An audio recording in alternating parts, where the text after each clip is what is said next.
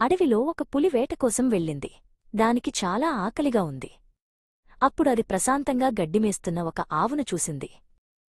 ఈరోజు నా భోజనం ఈ ఆవే అని పులి అనుకుంది. అది ఆ ఆవుపైకి దూకడానికి సిద్ధమవుతుండగా ఆ ఆవు పులిని చూసి గట్టిగా అరిచింది. ఆగండి పులిగారు, ఆగండి! పులి ఆశ్చర్యపోయింది. ఏ జంతువు కూడా పులిని ఆగమని అడగలేదు.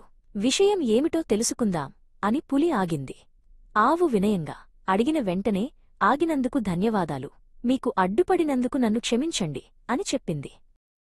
నాకు ఇంట్లో ఒక చిన్న దూడ ఉంది. నేను రోజూ ఉదయం దానికి పాలిచ్చి సాయంత్రం తిరిగి వెళ్లి పాలు ఇస్తాను.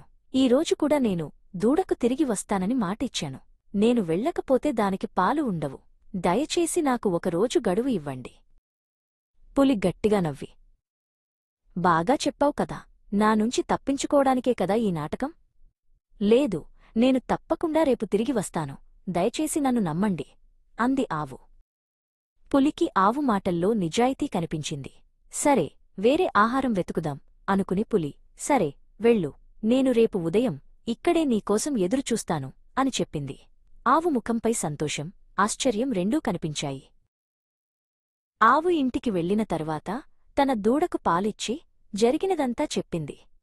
అమ్మ లేకపోయినా పర్వాలేదు, అందరూ నీకు సహాయం చేస్తారు, నువ్వు మంచిగా ఉండాలి అని దూడకు ధైర్యం చెప్పింది. మరుసటి రోజు ఉదయం ఆవు, దూడ విడిపోతూ చాలా ఏడ్చాయి. బంధువులు, స్నేహితులు మళ్లీ ఆలోచించుకోమని చెప్పినా ఆవు తన మాటమీద నిలబడాలని అడవిలోకి వెళ్ళింది. అడవిలో పులికి ఆవు వస్తుందని ఏమాత్రం నమ్మకం లేదు. అయినా ఆవు వస్తుందా లేదా అని తెలుసుకోవాలనే ఆసక్తితో అనుకున్న సమయానికి ఆ ప్రదేశానికి వచ్చింది. అక్కడ ఆవును చూసి పులి చాలా ఆశ్చర్యపోయింది. నీలాంటి మంచి ఆవును నేను తినలేను.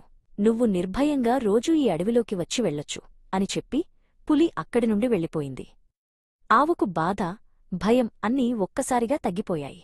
మనం నిజం చెబుతూ నిజాయితీగా ఉంటే పెద్ద పెద్ద కష్టాలను కూడా ధైర్యంగా ఎదుర్కోగలం.